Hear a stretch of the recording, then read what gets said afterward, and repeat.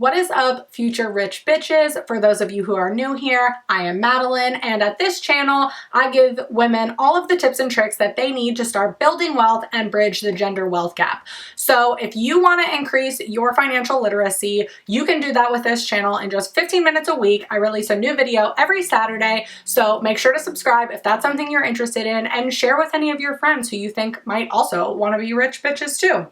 Today, we're going to talk about how to talk to your partner about finances.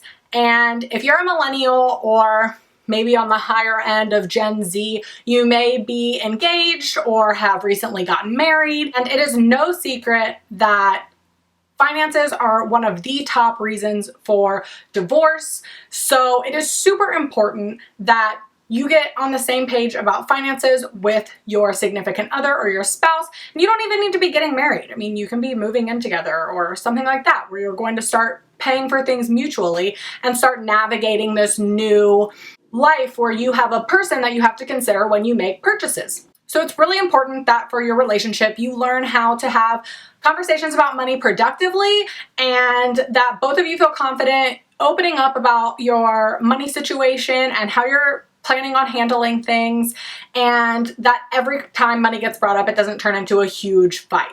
So I'm going to give you my 5 tips for how you can start to talk to your partner about finances and develop your goals and make these conversations productive as opposed to detrimental to the relationship.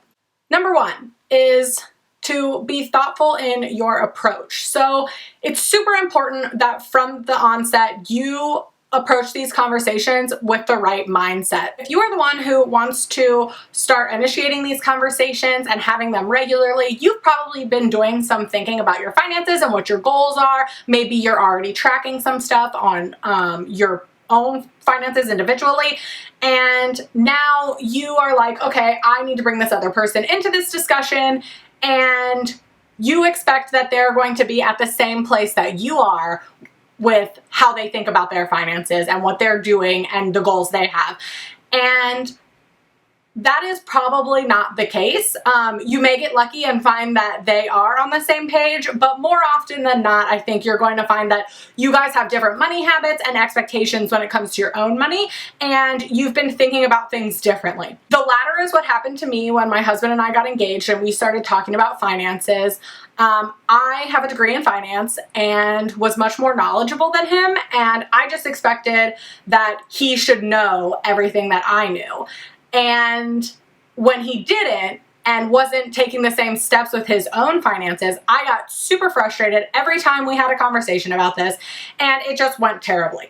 So with this not working and me not getting anywhere with this approach, I decided to kind of change course, and that I needed to go in with a more open mind and talk to him about why I'm doing certain things with my finances and help him learn. If you are my husband in this equation, you are going to be just as frustrated with these conversations, because a lot of the times you're going to feel attacked and like they're having this conversation with you because of something you're doing wrong, or that now you have to start spending differently because they're bringing it up. So I think it's really important that both sides understand. The initiator in these conversations needs to know that maybe this person hasn't been thinking about their finances the same way that you have, and you need to be open-minded to teaching them and helping them learn and changing course and maybe changing your path a little bit to bring them in, and that's okay. And then the person who is my husband and isn't initiating these and is kind of being maybe caught off guard, then you need to realize that no matter how frustrated or something your partner is getting, that they're trying to get on the same page to work as a team about this, and that you showing them that you're open to learning will really help this. One way that you can better understand kind of where they're coming from, I think, is to just ask, why is this important to you? Why do you think this way about money? And this was something that I had to divulge to my husband, was that money is my biggest source of trust issues. So my parents had terrible money habits, and there was a lot of mistrust that was built around their finances. And so I was very cautious going into this that I did not want to repeat that. And I was going to make sure I was open about money, communicating about it all the time so that we were always on the same page. But my approach in doing that sometimes came off to be abrasive. But once my husband understood where I was coming from, it was much easier for us to have these conversations because we were both willing to be vulnerable going in. So make sure that you're going in with an open mind and you're willing to change the path and learn about the other person so that you guys can do this as a team effort instead of individually. Number 2 is to lay out your current situation. You can't get where you're going unless you know where you are. So you need to figure out what both of you are bringing in, what assets and liabilities each of you have, what financial baggage each of you are bringing, and lay it all out on the table. You can't hide things in this part because it's never going to get you to your goal if the other person doesn't know what they're working with. Some questions that you can answer for this are like, what are each of your salaries? What types of debt do each of you have? How much of it? And what is your current monthly payment for each of those? And if either of you have investment accounts like 401ks, IRAs set up already, then what is the balance of those? And are you regularly contributing? How much? And that will give you kind of a good understanding of, you know, what payments and liabilities you have for debt. How much money are you bringing in to make sure you can pay those? And then, what are you doing? What are each of you doing separately right now to build your wealth for the future? Number 3, figure out what brings you joy. So a lot of people think that because they figure out what they're spending money on, then they have to cut their spending, but that's not actually the case. And when you join accounts, if you do decide to do that, you are going to learn some things that may be alarming. So all of your spending habits are going to come front and center to your spouse when you join accounts. If you are a person who brings your lunch to work every day because you have no idea why someone would pay so much to go out to eat for lunch, and that's an area where you want to cut spending, you may have no idea that your spouse or your partner has been spending $100 a week to eat out for lunch every day at work. And when you join accounts, maybe you see that and you're like, oh my gosh, this is insane. And on the flip side, maybe you do something like get your nails done every couple of weeks, which can be super expensive, and you spend several $100s on that. So your partner looks at it and is like, what on earth is that? That's insane just to get your nails done. So to make sure that you guys can continue to spend your money in the areas where you really enjoy spending it, it's important to break that down and understand what are you spending your money on that you absolutely want to keep spending it on, and what can you kind of maybe give up or save on if you need to. The first area I recommend starting with is, what do you guys like to do together? So most couples have some sort of thing that they do all the time and it's like their thing. So maybe you take a trip every year internationally, and you want to make sure you keep doing that and saving and spending in that area. So you should prioritize that as a joint spend over some other things maybe that you're doing. Or maybe you guys are foodies and you like to go out to nice restaurants once a week. So you can prioritize that maybe over traveling or something else. So it's important to list out what you guys like to do together. And if you have to cut spending, cut it in the areas that aren't a huge source of joy for both of you. After you guys figure out your priorities together, then you can list out what you like to spend money on individually. So like if you love getting your nails done, then you should keep doing that. But maybe you can save by not going out to eat for lunch at work every day. Or maybe you shop a little bit less, or whatever it is. Maybe if your partner is going out to eat every day, they cut it down to 2 days a week because maybe that's not where they find the most joy and they want to instead buy car parts. Whatever it is that you guys really like to do, make sure that you continue to spend in those areas, and then you can cut things and know where the other person is willing to cut things, so that then every time you go get your nails done, your partner's not frustrated because he or she thinks it's a stupid expense. And then every time they go to lunch for work, you're also not frustrated because you have cut in other areas and you know that this is what they actually want to be spending money on. So as you start to try to reach other financial goals, maybe you have kids, maybe you want to buy a house, this can be really helpful because it will show you what areas you can start cutting in first and what are kind of like the last line items that you want to cut. And this can help avoid fights. So like if you already agree that you guys are cutting some other stuff that you don't like so that you can save $200 a month toward your mortgage, your 20% down payment on your house, then you know that you can still go get your nails done or go out to lunch with your coworkers, and that's not going to be a source of contention. At first, this might be fine not to go through, but it will be super critical when you need to change your spending habits in the future to meet your future goals. So it's best to get it out there on the table and find ways to spend and save now that you're comfortable with, as opposed to when you're adding in a whole nother factor. Number 4 is to determine your future goals and start to track your progress. So now that you know where you are, kind of what areas you can cut and spend on and all of that, then you got to figure out where you want to go. So some questions that you can use to try to plan your future together is, will one of you need to buy a car soon, and are you saving for that? Are you planning to get married, and how are you planning on paying for the wedding? Are your parents going to help, or will you have to pay for it on your own?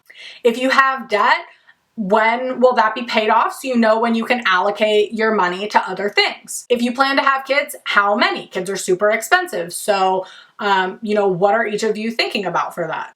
Do you want to own your home eventually or rent forever? And if you want to own, when are you thinking about buying?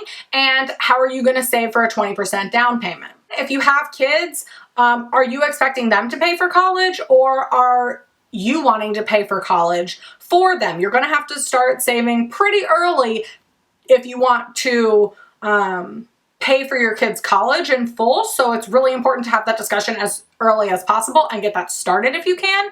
And then what is the financial situation of your parents, and what are they going to expect from you guys in terms of care as they start to age? Some parents are like, I'm never going to a nursing home, I want to live in your house. Some parents are wealthy and can afford to live in a luxury nursing home or a live-in nurse, and you don't have to worry about any of that. But to start opening this up about what you think your parents are going to expect is super important, because when it gets there, or when you start learning about what your parents' financial situation really is, then you're kind of already prepared and on the same page about what you think is going to happen. And then another really big one is, what do you guys envision for your retirement? So some people envision, living out on a farm and being kind of more frugal and gardening and hunting or whatever. And so that probably doesn't cost that much money, but other people want to travel the world or buy vacation homes and things like that. So depending on where you guys are at, you'll need to make sure that you are starting to invest in a way that will allow you to live that retirement that you are both envisioning, and get on the same page about how you're going to do that. So a lot of these milestones in our lives we discuss in terms of like that we want them to happen, or that, yeah, we're going to get married or we're going to have kids. But we never really discuss the monetary side of this, and a lot of these things are very expensive. So like if you and your spouse have an income of $60,000 combined and you both want to have a lot of kids are very expensive. So how are you going to manage that? It's not that you can't do it, but you're going to have to sacrifice other things that someone who only wants one kid or no kids will not have to sacrifice. It's really important to get on the same page about, these are great milestones to have, but how are we going to navigate this financially once we start planning for that or are moving in that direction to hit that milestone? Once you're on the same page about these milestones, you can start tracking to make sure that you're on pace to reach your future goals. So, if you're wanting to buy a house, is someone going to open a high yield savings account and start saving in that so you can buy a house in a few years? And how much do you need to save to do that? For your retirement, how are you going to start investing? Are you going to increase your 401k contributions or open an IRA or something like that to make sure that you can hit that because you want to live a lavish retirement? Then you can start planning out, how much money do we need to do this? And, what steps can we take to move us into that direction so that when we're ready for that milestone to come to fruition, we're well prepared, we have the money, and we're all set to do that. And the fifth one is to designate your money duties. So in my relationship, my husband is the spender and I am the saver. And so what we did was we ended up designating duties that are in alignment with the things that we already like to do with our money. So like I like to track our savings and think about future goals and where our investments are going. He doesn't like to sacrifice the instant gratification of like spending money for future goals. So to have him track and establish our future goals would be something that he really hated doing and probably wouldn't put a lot of time and thought into and wouldn't want to update. But on the flip side, he is really great at negotiating our bills to lower them and make sure that we have more disposable income now that we can spend. So what we did was divide it up where I focus on tracking our finances, what are our long-term goals, and are we on pace to meet them? And he focuses on making sure that, you know, if our payments go up, he calls and asks about that, and he can get reductions in those areas so we have more disposable income to spend right now. And that's something that I hate doing. So it works really great for us because it's in line with our thinking on money already. So don't force your partner to be really into something that maybe you are. If you're already tracking your finances individually and your partner isn't, then you should probably keep tracking them going forward because it's already something you're doing and that you like to do.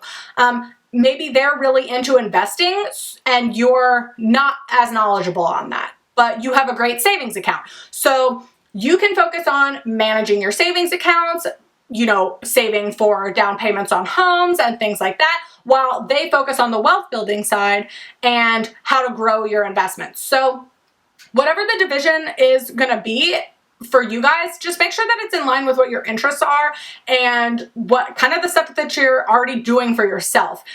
Because then you're gonna actually keep up with it, you're going to enjoy it, and it's not gonna cause as much conflict because there'll be more trust because you know that the other person likes this and is gonna do a way better job than you would because you're probably gonna slack off since you don't like to do it.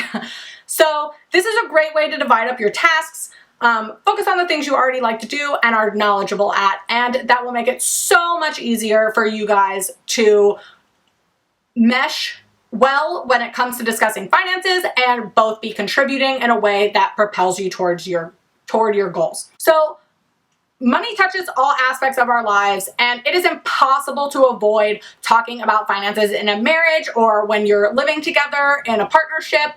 And it is super important that you get on the same page about how you're going to discuss this and discuss it in a healthy way. Create goals that you're both mutually interested in achieving.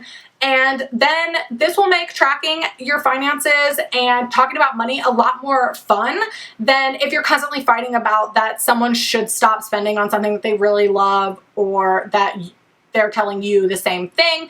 And that creates a lot of resentment and is not healthy for your relationship. So I hope that this helped you figure out some ways that you can navigate talking about your finances with your partner. If this helped you, please let me know what your favorite tip was in the comments below. Make sure to like this video and subscribe to my channel because I want to be a rich bitch just as much as you. And thanks so much for tuning in. I'll see you next Saturday.